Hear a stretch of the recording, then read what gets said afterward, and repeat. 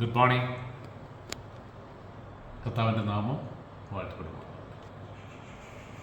നമ്മൾ ലൂക്കോസിന്റെ സുവിശേഷം 5:8 വായിച്ച് നിർത്തിയത്. 7 വായിച്ചത്. 2 വള്ളങ്ങളും 3,000 ആളോളം മീൻ കൊണ്ട് നിറച്ചു. ശിമയോൻ പത്രോസ് ഇത് കണ്ടപ്പോൾ യേശുവിൻ്റെ കാൽക്കൽ വീണു, കർത്താവേ, എന്നിൽ നിന്ന് അകന്നു പോകണമേ, ഞാൻ പാപിയാണെന്ന് പറഞ്ഞു. അതെന്താ അങ്ങനെ പറയാൻ കാര്യം? പെട്ടെന്ന് പിടി കിട്ടി, അല്ലെങ്കിൽ ഇത് എന്തോ സംതിങ് എന്നാ പറഞ്ഞത്, നോട്ട് നോർമൽ. കാരണം ഞാൻ എൻ്റെ അറിവ് വെച്ച് ഞാൻ ഇത്രയും ചെയ്തിട്ട് ഒന്നും കിട്ടാത്തടത്ത് ഇദ്ദേഹത്തിൻ്റെ വാക്ക് കേട്ട് ഞാൻ ഒറ്റ പ്രാവശ്യം വലയിറക്കി വീണു. ഞാൻ 2 വള്ളങ്ങളും 3,000 മീൻ കിട്ടി. So this a miracle. Okay, പാപിയാണെന്ന് പറഞ്ഞു. എന്തെന്നാൽ തങ്ങൾക്ക് കിട്ടിയ മീനിൻ്റെ പെരുപ്പത്തെപ്പറ്റി ശിമയോനും കൂടെ ഉണ്ടായിരുന്നവരും അത്ഭുതപ്പെട്ടു. നോർത്ത് വയ്ക്കി മുക്കുവന്മാരായിട്ടുള്ള സ്ഥിരം മീൻ പിടിക്കുന്ന ചാകരയെ കിട്ടുള്ളവരായിരിക്കും. പക്ഷെ അവർക്ക് കിട്ടിയ മീനിൻ്റെ ആ അബണ്ടൻസ് കണ്ടിട്ട് അവർ അത്ഭുതപ്പെടുക. ശിമയോൻ മാത്രമല്ല, കൂടുതലുണ്ട്. കർത്താവിൻ്റെ അബണ്ടൻസ് എന്ന് പറയുന്നത് നമ്മുടെ അബണ്ടൻസ് പോലെ അല്ല കേട്ടോ. നമ്മൾ പലപ്പോഴും അത് അറിയുന്നില്ല, പലപ്പോഴും നമ്മളത് വിശ്വസിക്കുന്നില്ല. നമ്മളെല്ലാത്തിൻ്റെയും നമ്മൾ വിശ്വസിക്കുന്നുണ്ടോ എന്ന് ചോദിച്ചാൽ വിശ്വസിക്കുന്നുണ്ട്, പക്ഷെ ആശ്രയിക്കുന്നുണ്ടോ എന്ന് ചോദിച്ചാലോ അത് വേണം. അത് ഐ ക്യാൻ മാനേജ്. എൻ്റെ അടുത്ത് പൈസയുണ്ട്, എനിക്ക് അത്യാവശ്യം കോണ്ടാക്ട്സ് ഉണ്ട്, നല്ല ഫാമിലിയാണ് എനിക്ക്. അപ്പോൾ എനിക്ക് അങ്ങനെ കർത്താവിനെ ആശ്രയിക്കേണ്ട ആവശ്യമില്ല. പിന്നെ ഞാൻ പറയും, കർത്താവിനോട് ഞാൻ പറയാറുണ്ട്, പക്ഷെ ഞാൻ അത്ര ആശ്രയിക്കാറില്ല. പക്ഷെ കർത്താവിനൊന്ന് ആശ്രയിച്ചു. അപ്പോൾ പത്രോസ് ഈ കർത്താവ് പറയുന്ന ആ ഒരു വാക്കിലങ്ങ് ആശ്രയിക്കും. പത്രോസിൻ്റെ ബുദ്ധി മുഴുവൻ കഴിഞ്ഞു. അല്ലെങ്കിൽ കർത്താവ് ഞങ്ങൾ നോക്കിയിട്ട് നടന്നില്ല, ഇനി അങ്ങ് പറയുന്നിടത്ത് ഞങ്ങൾ ചെയ്യും. ഇതാ ഒരു ദൈവത്തിൻ്റെ ആറ്റിറ്റ്യൂഡ്. വർഷങ്ങളോളം നമ്മൾ പല കാര്യങ്ങളും കിടന്ന് സ്ട്രഗിൾ ചെയ്തതാണ്, തലയെ കുത്തി നിന്നതാണ്, ഒന്നും നടന്നിട്ടില്ല. ഇനി കർത്താവിന് എന്താ പറയാനുള്ളത് ശ്രദ്ധിച്ചോ. Just listen. അതിനാദ്യം വേണ്ടത് കർത്താവിൻ്റെ കാലത്തിൽ ബി സ്റ്റിൽ, ശാന്തമായിട്ടിരിക്കും. ഈ എക്സൈറ്റ്മെൻറ്റും ആങ്സൈറ്റിയും ടെൻഷൻസും വറീസും പ്ലാനിങ്ങും എല്ലാം ഒന്ന് സ്വിച്ച് ഓഫ് ചെയ്യുക. പരിശുദ്ധാത്മാവ് പറയാം, പരിശുദ്ധാത്മാവേ, എനിക്ക് സ്വസ്ഥത, കർത്താവിൻ്റെ സന്നിധി ഇരിക്കുന്ന സമയമെങ്കിലും എനിക്ക് സ്വസ്ഥമായിട്ട്, എങ്കിൽ മാത്രമേ കർത്താവ് സംസാരിക്കത്തുള്ളൂ കേട്ടോ. ഞാൻ വല്ല 100 ഓടാൻ ഇങ്ങനെ നിൽക്കുകയാണെങ്കിൽ കർത്താവ് സംസാരിക്കും. എന്നാൽ പിന്നെ നീ ഓടി കഴിഞ്ഞിട്ട് വരാൻ പറ്റും, നീ ക്ഷീണിച്ച് വരാൻ പറ്റും. എനിക്ക് രാത്രി മുഴുവൻ ഇവർ കിടന്ന് വലയിറക്കുന്ന കർത്താവിൽ പറഞ്ഞു. അവസാനം എല്ലാ പണിയും നിർത്തി വലയം കഴുകി മംഗളം പാടി അവസാനിപ്പിക്കാന്നിട്ടാണ് കർത്താവ് ഇടപെടുന്നത്. എന്നാൽ അതിന് മുമ്പേ അല്ലെങ്കിൽ കർത്താവിനെ പോയി വിളിക്കും, അല്ലെങ്കിൽ കർത്താവിനെ അന്വേഷിക്കുകയായിരുന്നെങ്കിൽ ചിലപ്പോൾ ഇത്രയും രാത്രി മുഴുവൻ കിടന്ന് ചെയ്യേണ്ടി വരത്തില്ലേ. പലപ്പോഴും നമ്മളും അങ്ങനെ തന്നെയാണ്. നമ്മുടെ ബുദ്ധി എല്ലാം അവസാനിക്കുമ്പോൾ, നമ്മുടെ റിസോഴ്സസ് എല്ലാം അവസാനിക്കുമ്പോൾ ഇതൊക്കെ കർത്താവിനെ വിളിക്കും. അവൻ്റെ പങ്കുകാരായ സെബദീ പുത്രന്മാർ യാക്കോബും യോഹന്നാനും വിസ്മയിച്ചു. യേശു ശിമയോനോട് പറഞ്ഞു, ഭയപ്പെടേണ്ട, നീ ഇപ്പോൾ മുതൽ മനുഷ്യരെ പിടിക്കുന്നവനാകും.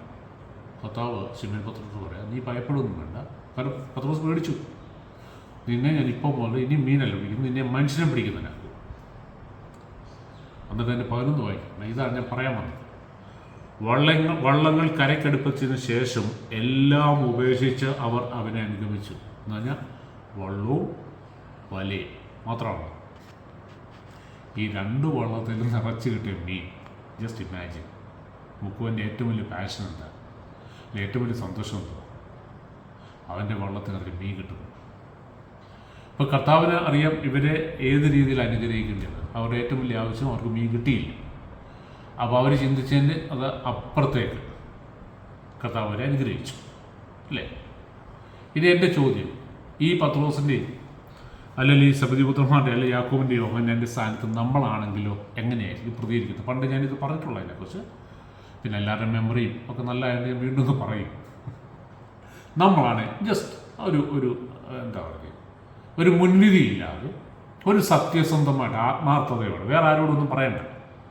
വേറെ പറയുമ്പോൾ നമ്മളെല്ലാം നമ്മൾ വലിയ വലിയ കാര്യങ്ങൾ, ഞാനായിരുന്നല്ല അതെല്ലാം കളഞ്ഞാനെ, ഞാനും ഇറങ്ങി എന്ന് പറയുന്നത് വേറെ പറയുന്നു, അത് വേണ്ട. ആത്മാർത്ഥമായിട്ട് സ്വന്തം മനസ്സാക്കി വഞ്ചിക്കാതെ ഒന്ന് പറഞ്ഞു. ഇത്രയും വലിയൊരു ഒരു ഒരു ഒരു ഇത് കിട്ടി, ഒരു കൊയ്ത്ത് കിട്ടി.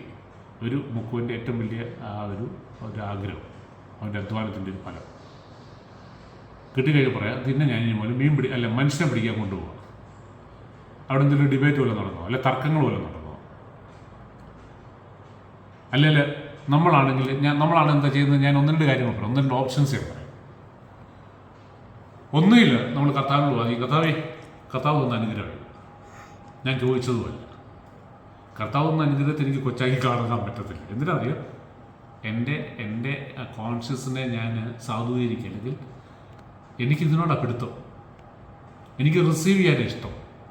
കർത്താവിനെ അനുഗ്രഹിച്ചു, ഞാനത് റിജക്റ്റ് ചെയ്യാൻ പറ്റും, മോശമല്ലേ? ശരി, അത് നമുക്ക് അങ്ങോട്ടും ഇങ്ങോട്ടും പറയാം. കർത്താവിൻ്റെ അടുത്തുണ്ടെങ്കിൽ കർത്താവ് നമ്മുടെ ഹൃദയം നോക്കിക്കൊണ്ടായിരിക്കുന്നത്. ചില ആൾക്കാർ നമ്മളെ പറ്റിക്കാനായിട്ട് വലിയ വലിയ കാര്യങ്ങൾ പറയും. ശരിക്കും പറഞ്ഞാൽ ചിരി വരിക കേൾക്കുക. അവരുടെ വിചാരം മറ്റുള്ളവർക്ക് മനസ്സിലാകുന്നില്ല എന്ന്. ചില എക്സ്ക്യൂസസ് കേൾക്കും, വെറും മുടന്തൻ ന്യായങ്ങൾ. ഞാൻ സലാലിൽ ചെന്ന് അവിടെ കർത്താവിൻ്റെ കൃപ കൊണ്ട് അവിടെ ചേർച്ച് പ്ലാൻ ചെയ്യാനായിട്ട് ഭാഗ്യം കിട്ടി. അപ്പോൾ നമുക്കറിയാം, ചേർച്ച് എന്ന് പറയുമ്പോൾ പലതരം ആൾക്കാരായിരുന്നു.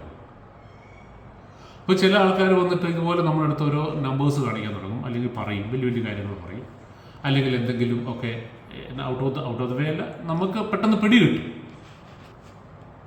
അപ്പം ഞാൻ ചർച്ചിൽ കൈ കൂപ്പിട്ട് ഞാൻ പറയും, എൻ്റെ പൊന്നു സഹോദരങ്ങളെ, സകല തരികടയെ കഴിഞ്ഞിട്ടാണ് ഞാൻ ഇങ്ങോട്ട് വന്നേക്കുന്നത്. ഈ എൻ്റെ അടുത്ത് ഞാൻ തരികട കാണിക്കാൻ നിൽക്കല്ലേ, കാരണം എനിക്കിത് പെട്ടെന്ന് പിടി കിട്ടും. കാരണം ഞാൻ ഭൂലോക തരികടയായിരുന്നു. കാരണം എന്നെപ്പോലുള്ളവർക്ക് പെട്ടെന്ന് പിടി കിട്ടും. ഞാൻ ആ എല്ലാ വഴികളിലൂടെ സഞ്ചരിച്ച ആളാണ്. അല്ല നേരെ വീട്ടിൽ വരിക, കോളേജിൽ പോവുക, നേരെ ബൈബിൾ കോളേജിൽ പോയി അവിടെ നിന്ന് ഇറങ്ങി, അങ്ങനെയല്ല. എല്ലാ തരികടയും കഴിഞ്ഞു. അതുകൊണ്ട് പറഞ്ഞു തുടങ്ങുമ്പോഴേ പിടി കിട്ടും ഇതിൻ്റെ എൻ്റെ എന്താ, അല്ലെങ്കിൽ എന്താ മനസ്സിൽ കൂടെ പോകുന്നത്, ഇതൊന്നും അല്ലെന്നുള്ളത്, പുറമേ പറയുന്നൊന്നും അല്ല, അകത്ത് വേറെയാണെന്നുള്ളത് പിടി കിട്ടും. അപ്പോൾ നമ്മൾ പത്തോസ് പറയാം, കർത്താവ് ഈ മീൻ കർത്താവ് തന്ന അനുഗ്രഹം, കർത്താവിൻ്റെ അനുഗ്രഹത്തെ എനിക്ക് ഒരിക്കലും കുറച്ച് കാണാൻ പറ്റില്ല. കാരണം കർത്താവിനെ കുറച്ച് കാണിക്കുന്ന പോലെയാണത്.